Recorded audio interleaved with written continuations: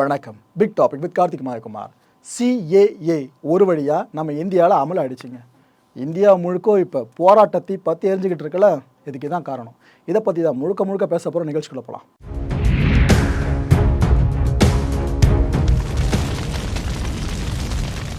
குடியுரிமை, அதாவது நான் இந்த நாட்டை சேர்ந்தவன் தான் அப்படின்றத நீங்கள் மட்டும் முடிவு பண்ணக்கூடாது, அந்த நாட்டு அரசு இருக்குல்ல அவங்க முடிவு பண்ணணும். ஒரு நாட்டில் பிறக்கிறதுனாலேயே பெரும்பாலும் குடியுரிமை கிடைச்சிடும், இது பொதுவான ஒரு விஷயந்தான். அதையும் தாண்டி யார் யாருக்கெல்லாம் குடியுரிமை இருக்கணும், யார் யாருக்கு இருக்கக்கூடாதுன்னு சில ஷரத்துகளை அப்படியே ஃபாலோ பண்ணி வருதுங்க.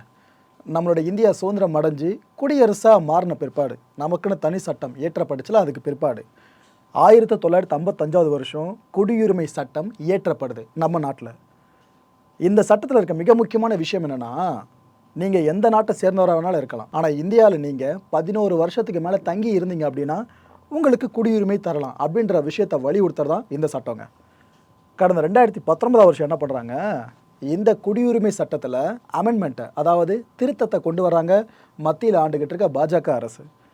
இதை தான் CAA, அதாவது சிட்டிசன்ஷிப் அமெண்ட்மெண்ட் ஆக்ட் அப்படின்னு சொல்லுவோம். இந்த ஆக்டில் அவங்க என்னென்ன திருத்தங்கள்லாம் கொண்டு வந்தாங்கன்னு பார்த்தீங்கன்னா நிறைய இருக்குது, லிஸ்ட் பண்ணலாம். அதில் 2 முக்கியமான திருத்தங்கள். இந்தியாவில் நீங்கள் 6 வருஷம் இருந்தாலே போதும் உங்களுக்கு குடியுரிமை வழங்கப்படலாம்.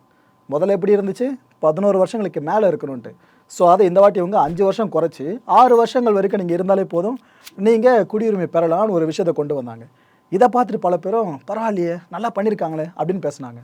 அப்படி பேசினவங்களே இந்த அமெண்ட்மெண்ட்ஸை ஃபுல்லாக படித்து பார்த்த பிற்பாடு ஏன்பா இப்படிலாமா பண்ணுவீங்க அப்படின்னு பேச ஆரம்பித்தாங்க. எதுக்காகன்றதை போக நான் சொல்கிறேன். ரெண்டாவது மிக முக்கியமான ஒரு விஷயம், உங்ககிட்ட சரியான டாக்குமெண்ட்ஸ் இல்லைனாலும் பரவாயில்ல, நீங்கள் அப்ளை பண்ணலாம். அதாவது வெளிநாடுகளில் இருந்து இங்கே நீங்கள் வசிச்சுட்டு இருக்கீங்க 6 வருஷத்துக்கு மேலே அப்படின்னா இதுக்கான டாக்குமெண்ட்ஸ் ப்ராப்பராக இல்லாமல் இருந்தாலும் நீங்கள் இந்திய குடியுரிமை கோரி நடைமுறையை மேற்கொள்ளலாங்க, நீங்கள் கோரலாம். இது எல்லாமே இந்த 2019 சிட்டிசன்ஷிப் அமெண்ட்மெண்ட் ஆக்டில் மிக முக்கியமான விஷயங்களாக பார்க்கப்படுது. 2019 நாடாளுமன்றத்தோட 2 அவைகள்லையும் மசோதா தாக்கல் பண்ணப்பட்டு வாக்குவாதத்தில் வெற்றியும் பெற்றுடுச்சு. குடியரசுத் தலைவர் ஒப்புதல் வரைக்கும் போயிடுச்சுங்க. ஆனால் இப்போ தான் அந்த சட்டம் அமலாகி இருக்குது. சுட சுட வெளியே வந்திருக்க விஷயம் இப்போ இதுதான். எலெக்ஷன் நெருங்கி இருக்கு, இன்னும் சில நாட்களுக்குள்ள தேர்தல் நடத்தை விதிகள் ஃபுல்லாக அமலாகிற நேரத்தில் இப்போ இந்த CAAவை நாடாளுமன்றத்தில் அப்போ நிறைவேற்றிருந்தாங்களே அதை இப்போ அமல்படுத்தியிருக்காங்க மத்திய அரசு. ஸோ யாராவது புதுசாக நீங்கள் எனக்கு இந்த தகுதிகளாக இருக்குப்பா, நான் குடியுரிமை பெறணும் அப்படின்னு விரும்புகிறீங்கன்னா ஆன்லைன் மூலமாக தான் எல்லா விதமான பதிவு நடவடிக்கைகளும் இப்போ ஆரம்பிக்கப்பட்டிருக்கு. இதுக்கான இணையதளத்தையே மத்திய அரசு வெளியிட்டாங்க. அவ்வளோ ஸ்பீடாக வேலை இப்போ நடந்துக்கிட்டு இருக்கு. ரமலான் நோன்பு துவங்கி இருக்க இந்த நாளில் எதுக்காக இந்த அமுல்படுத்துகிற நடவடிக்கை நீங்கள் மேற்கொண்டீங்கன்னு மேற்கு வங்க முதலமைச்சர் மம்தா பானர்ஜி அவர்கள் இருக்காங்களே, அவங்க கடுமையாக சாடியிருக்காங்க. ஏன்னா உங்களுக்கு ஒரு உண்மை தெரியாதுன்னு நினைக்கிறேன், இஸ்லாமியர்களை முழுக்க புறந்தள்ளுற ஒரு திருத்தமாக தான் இந்த திருத்தம் அமைஞ்சிருக்கிறதா எதிர்கட்சிகளை சேர்ந்த எல்லாருமே ஒரு மனதாக குற்றம் சாட்டுறாங்க. மத்திய அரசு என்ன சொல்கிறாங்க, ஏங்க இது குடியுரிமையை வழங்கும் இந்த திருத்த சட்டம், நீங்கள் ஏதோ குடியுரிமையை பறிக்கிற மாதிரி பேசிக்கிட்டு இருக்கீங்க, இந்தியாவில் வாழ்ந்துக்கிட்டு இருக்க இஸ்லாமியர்கள் குடியுரிமை நாங்கள் எங்கே பறிக்க போகிறோம் அப்படின்னு கேட்குறாங்க. சட்டவிரோத குடியேற்றங்கள் இருக்குல்ல, இதை தடுக்கிறதும் இந்த அமெண்ட்மெண்ட்டோட முக்கியமான வேலைன்னு சொல்கிறாங்க. ஆனால் எது எப்படியோ மக்களே, இந்த பாஜக தேர்தல் நேரத்தில் வழங்கியிருந்த வாக்குறுதி இருக்குல்ல, அதை இப்போ நிறைவேற்றியிருக்காங்க. இந்த CAA விஷயம் சார்ந்து அப்போவே சொன்னாங்க, அதை இப்போ எக்ஸிக்யூட்டே பண்ணி முடிச்சிட்டாங்க. எனக்கு தெரிஞ்சு இந்த வாக்கு வங்கி பெருசாக மாறவும் பாஜகவுக்கு இந்த லோக்சபா தேர்தலை முன்னிட்டு பெரிய வாய்ப்பு எழுந்திருக்கு இந்த அமல்படுத்தல் மூலமாக. சரிப்பா, யாரெல்லாம் விண்ணப்பிக்கலாம் இந்த புதிய குடியுரிமை கேட்டு அப்படின்னு கேட்டிங்கன்னா இதில் சில பிரிவுகள் இருக்குது மக்களே. இதில் இருக்கிறவங்க விண்ணப்பிக்கலாம், இதை தாண்டி சில டாக்குமெண்டேஷன் ப்ராசஸ் இருக்குது, அது வேற கதை. ஓகேவா, முக்கியமானது மட்டும் சொல்கிறேன். இந்திய குடியுரிமை கொண்ட யாராவது ஒருத்தர், அது ஆணோ பெண்ணோ, நீங்கள் திருமணம் பண்ணியிருக்கீங்க அப்படின்னா நீங்கள் விண்ணப்பிக்கலாம் குடியுரிமை கேட்டு. இந்திய குடியுரிமை கேட்டு இந்திய குடிமக்களோட வாரிசுகள் யாருன்னா இருக்கீங்கன்னா நீங்களும் விண்ணப்பிக்கலாம். அதாவது உங்களோட அப்பா அம்மா இந்தியன் சிட்டிசன்ஸாக இருக்காங்கன்னா, வெளிநாட்டில் நீங்கள் செட்டில் ஆகுறீங்க அப்படின்னா அவங்களுக்கு இங்கே குடியுரிமை இருக்குது அப்படின்னா நீங்களும் விண்ணப்பிக்கலாமா. ஸோ வாரிசுகள், ஓகேவா. பெற்றோரில் ஒருத்தர் இந்தியராக இருந்தாலே போதுன்னு கூட சொல்கிறாங்க. இப்போ ஒரு குழந்தை லண்டனில் வளர்ந்துட்டுருக்குன்னு வைங்க, அந்த குழந்தையோட அப்பா ஒரு இந்தியர், இங்கே அவருக்கு சிட்டிசன்ஷிப் இருக்குது, ஆனால் அம்மா அந்த நாட்டை சேர்ந்தவனா அந்த குழந்தை இங்கே இந்தியன் சிட்டிசன்ஷிப் கேட்டு விண்ணப்பிக்கலாமா. NRIல இருக்காங்களா, அதாவது வெளிநாடுகளில் வாழ்ந்துகிட்டு இருக்க இந்தியர்கள், இவங்களில் OCI கார்டுன்னு சொல்லுவாங்க, அதாவது ஓவர்சீஸ் சிட்டிசன்ஷிப் ஆஃப் இந்தியா. இந்த கார்டு யாரெல்லாம் ஹோல்ட் பண்ணியிருக்காங்களோ வச்சுருக்காங்களோ அவங்கள விண்ணப்பிக்கலாம்னு சொல்கிறாங்க. இதெல்லாம் தாண்டி கடைசியாக பார்த்தீங்கன்னா 2 விதமான டாக்குமெண்டேஷன் ப்ராசஸும் இருக்குன்னு சொல்லியிருக்காங்க மத்திய அரசு. ஸோ இப்போ அமலாகி இருக்க பட்சத்தில் இது எந்த அளவுக்கு பரபரன்னு பற்றி எரிய போகுதுன்னு தெரியல. மக்களே, நான் முன்னாடி ஒரு விஷயம் சொன்னேன் பார்த்தீங்களா, இஸ்லாமியர்களை முழுமையாக அவங்க எதிர்க்கிறதுக்கு முற்படுறாங்க, இஸ்லாமியர்கள் இல்லாத இந்தியா அவங்க உருவாக்க முற்படுறாங்க, அது இதுன்னு பல பேர் குற்றம் சாட்டதாக சொன்ன பாருங்க. அதை சில நம்பர்ஸோட உங்களுக்கு தெளிவாக எக்ஸ்பிளைன் பண்ணுறேன். இந்த சட்டத்தை பல பேர் எதிர்க்கிறதுக்கு காரணம் என்ன தெரியுமாங்க? இந்த சட்ட திருத்தத்தை இப்போ நம்ம இந்தியாவோட அண்டை நாடுகள்னு எடுத்துக்கிட்டிங்கன்னா, இந்த லேண்ட் பேஸாகவும் இருக்கட்டும், இந்த சி பேஸாகவும் இருக்கட்டும், 9 நாடுகள் வரும். அதாவது நம்ம இந்தியாவுக்கு பக்கத்தில் இருக்க நாடுகள்: Afghanistan, Bangladesh, Pakistan, China, Maldives, Myanmar, Nepal, Bhutan, Sri Lanka. இதில் மொதல் 3 நாடுகள் இருக்குது பாருங்கள். அந்த நாடுகளை சேர்ந்தவங்க மட்டும்தான் இந்த சிஏஏ மூலமாக இந்திய குடியுரிமை கோர முடியும். புரியுதா என்ன சொல்ல வரேன்னு? அந்த 3 நாடுகளுக்கு இருக்க வித்தியாசம் என்ன தெரியுமா? 3மே இஸ்லாமிய பெரும்பான்மை நாடுகள். ஆனால் அங்கேருந்து நீங்கள் இந்திய குடியுரிமை கோரணுன்னா நீங்கள் இஸ்லாமியர்களாக இருந்தால் சத்தியமாக முடியாது. வேற்று மதத்தவராக இருக்கணும். அந்த மதப்பட்டியலை நான் போக சொல்கிறேன். இந்த ஒவ்வொரு நாடுகளில் இருக்க மக்கள் தொகை இருக்குது பார்த்தீங்களா, அதை இப்போ முழுமையாக பாருங்கள். பார்த்து முடித்த பிற்பாடு ஏன்பா கம்மியாக இருக்க மாதிரி தான் இருக்குது இந்தியாவோட கம்பேர் பண்ணுறப்ப, ஆனால் அவங்களிருந்து இஸ்லாமியர்களை புறந்தள்ளிட்டா ரொம்ப சொற்பமாக தானே இந்திய குடியுரிமை கோர முடியும் அப்படின்னு நினப்பு உங்களுக்கே வரலாம் மக்களே. ஸோ டாப் 3 அண்ட் அதை தாண்டி இருக்க 6 நாடுகள் எந்த அளவுக்கு மக்கள் தொகை கொண்டு இருக்குன்னு முழுமையாக பார்த்துட்டு வாங்க. ஆப்கானிஸ்தானில் 4,10,00,000 பேர், பங்களாதேஷில் 17 கோடி பேர், பாகிஸ்தானில் 24 கோடி பேர், சைனாவில் 141 கோடி பேர், மால்தீவ்ஸில் 5,25,000 பேர், மியான்மரில் 5,40,00,000 பேர், நேபாளில் 3 கோடி பேர், பூட்டானில் 7,77,000 பேர் அண்ட் ஸ்ரீலங்காவில் 2,25,00,000 பேர். ஸோ ஆப்கானிஸ்தான், பங்களாதேஷ், பாகிஸ்தான் இந்த 3 நாடுகளை சேர்ந்த இந்துக்கள், கிறிஸ்தவர்கள், பௌத்தர்கள், சீக்கியர்கள், பார்சிகள், சமணர்கள், இத்தனை பிரிவினர் இருக்காங்களே, இவங்க மட்டும்தான் இந்த 3 நாடுகளை சேர்ந்தவங்க இங்கே இந்திய குடியுரிமை கோர முடியும். மற்றபடி இந்த லிஸ்ட்டில் பார்த்த 6 நாடுகள் இருக்குது பாருங்கள், ஸ்ரீலங்கா உட்பட சொல்கிறேன், அவங்களாலாம் இந்திய குடியுரிமை கோர முடியாது. 2014 வருஷத்துக்கு முன்னாடி அவங்க இந்தியா வந்திருக்கணும். இதில் மிகப்பெரிய எலிஜிபிள் க்ரைட்டீரியா. அப்படி இருக்கிறவங்க குடியுரிமை கோரலாம்ன்றாங்க. இவ்வளோ விஷயத்தையே வச்சு தான் இந்த சிஏஏ மூலமாக ஒருத்தருக்கு இந்திய குடியுரிமை வழங்கப்படும். பாஜகவுக்கு எதிரான நிலையில் இருக்க கட்சிகள் இருக்காங்களே, அவங்க முன்வைக்கிற மிகப்பெரிய குற்றச்சாட்டு என்ன தெரியுமா? ஏங்க அந்த பட்டியலில் அவ்வளோ நாடுகள் இருக்குது, அதெல்லாம் விட்டுட்டு அந்த 3 இஸ்லாமிய பெரும்பான்மை நாடுகள் மட்டும் தான் உங்கள் கண்ணுக்கு தெரியுதா? ஏன் அங்கேருந்து இஸ்லாமியர்கள் தான் ஏற்றுக்க மாட்டீங்களா? அவங்களே நீங்கள் உள்ளே ஏற்றுக்கலாமே, நம்ம இந்தியா மதசார்பற்ற நாடாச்சு, எதுக்கு இது போலாம் பண்ணுறீங்கன்னு மிகப்பெரிய குற்றச்சாட்டாக அடுக்குனாங்க. இன்னொரு பக்கம் அமைதியாக இருக்க இந்தியாவை பிளவுபடுத்துகிற ஒரு சட்டம் இதுன்னு நம்ம தமிழ்நாட்டின் முதலமைச்சர் மு க ஸ்டாலின் அவர்கள் உட்பட பல பேருமே கண்டனங்களை பதிவு பண்ணிக்கிட்டு இருக்காங்க. இதில் புது வரவாக இந்த அரசியல் காலத்தில் சூடு பிடிக்க ஆரம்பிக்க காரணமாக இருந்திருக்க நடிகர் விஜய் அவர்கள், அவரோட தமிழக வெற்றி கழகம் இருக்குல்ல, அவங்களும் ஒரு அறிக்கை வெளியிட்டிருக்காங்க. எனக்கு தெரிஞ்சு விஜய் அவர்கள் கட்சி ஆரம்பித்து டைரெக்டாக மத்திய அரசை சாடுற மாதிரி ஒரு விஷயத்தை அறிக்கையை வெளியிடுறாங்கன்னா இதுதான் ஃபர்ஸ்ட் டைம். இப்போ நம்ம கண்ணுக்கு மெர்சல்லாம் அந்த படம் அந்த இஷ்யூலாம் கண்ணு முன்னாடி வந்து போக நினைக்கிறேன். சரி, ரைட்டு.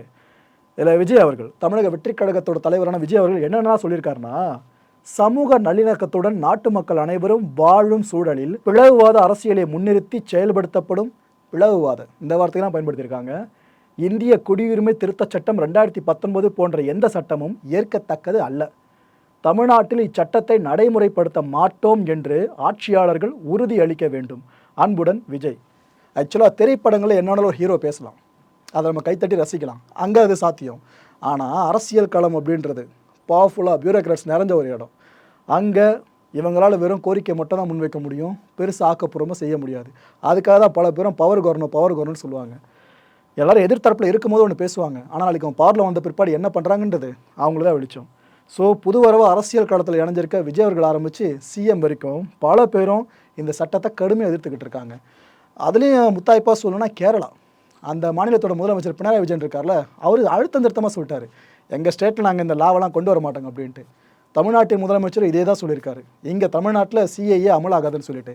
ஆக்சுவலாக மாநில அரசுகள் அவங்களோட தாட் ப்ராசஸில் தெளிவாக இருக்காங்க. ஆனால் இது ப்ராக்டிக்கலாக ஒத்து வருமா? ஏன்னா நாடாளுமன்றத்தில் நிறைவேற்றப்பட்டிருக்க ஒரு மசோதா, அது சட்டமாக மாறுதுன்னா இந்தியாவுக்கு பொதுவான சட்டமாக இருக்கணும். பட் ஆனால் இங்கே முரண்பாடுகள் பெருசாக இருக்கிறது எங்கே கொண்டு போய் விட போகுதுன்னு தெரியல. இந்த நேரத்தில் இன்னொன்று நம்ம கூர்ந்து கவனிக்கலாம். ஆக்சுவலாக விஜய் அவர்கள் வெளியிட்டிருக்க இந்த அறிக்கை இருக்குல்ல, இதில் மத்திய அரசுன்னு சொல்லி எந்த டேர்மும் வந்திருக்காது. உங்களுக்கு பார்த்தீங்கன்னா சட்டம் மத்திய அரசு கொண்டு வரதா, பட் அந்த டேர்ம் இருக்காது. தமிழ்நாட்டில் இச்சட்டத்தை நடைமுறைப்படுத்த மாட்டோம்னு தமிழக ஆட்சியாளர்கள் இருக்காங்க, அவங்கள பாயிண்ட் அவுட் பண்ணி சொல்கிற மாதிரி தான் இருக்குது. இதை பார்க்குறப்ப ஃப்யூச்சரில் பாஜக தமிழக வெற்றி கழகம் அலைன்ஸாக மாறுமா என்ன? பொறுத்திருந்து பார்ப்போம் மக்களே. ஓகே, அந்த விஷயத்தை விடுங்க. இவங்களை என்ன பண்ணுறதுங்க? இப்போ எதிர்த்தரப்புகள் கேட்குறது இந்த ஒரு கேள்வி தான். அதாவது மியான்மரில் எடுத்துக்கிட்டிங்கன்னா ரொஹிங்கியாக்கள் இருக்காங்க. இந்த ரொஹிங்கியாவை பற்றி நீங்கள் தேடி படிச்சிங்கன்னா அவ்வளோ கஷ்டமாக இருக்கும் ஒவ்வொருத்தர் ஸ்டோரியும். அகதிகளாக எந்த நாடு கிடைக்குன்னு ஓடிக்கிட்டு இருக்காங்க, கிடைக்கிற இடத்துல இருக்கலாம்னு சொல்லிட்டு. அவ்வளோ பெரிய ஒரு கொடுமை அந்த நாட்டில் நடந்துக்கிட்டு இருக்கு இவங்களுக்கு எதிராக. இவங்களை என்ன பண்ணுறது? திபெத்தில் பௌத்தர்கள். இவங்களை என்ன பண்ணுறது?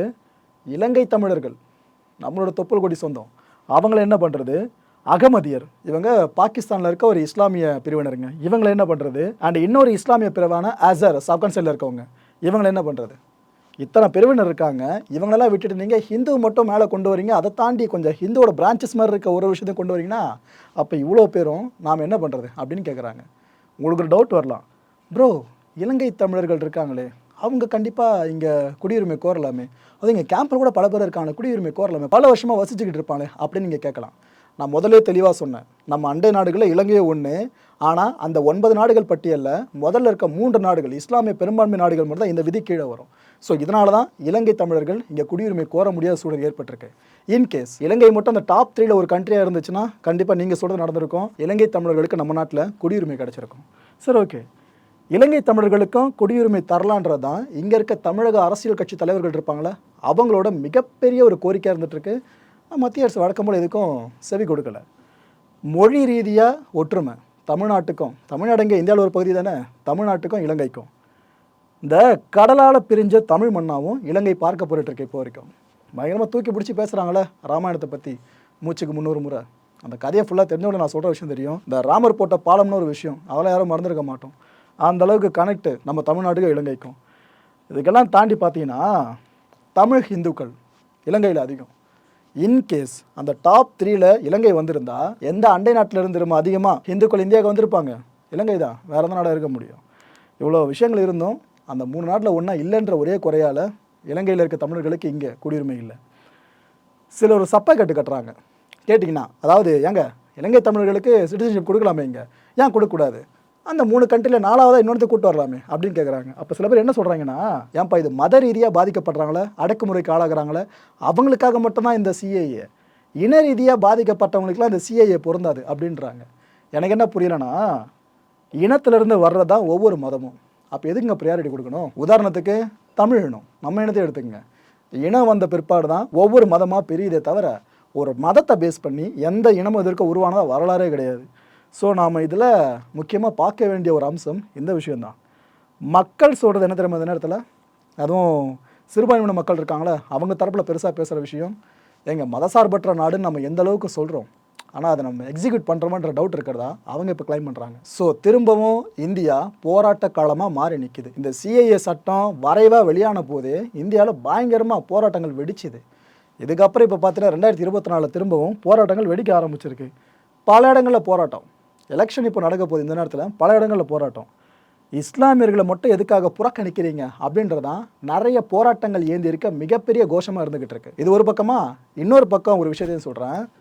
இந்த இந்திய வடகிழக்கு மாநில மக்கள் இருக்காங்களே அவங்க போர்க்கொடி தூக்கியிருக்காங்க. அதுக்கான காரணம் என்ன தெரியுமா? நம்மளோட சிலபஸில் இல்லாத ஒரு விஷயம்.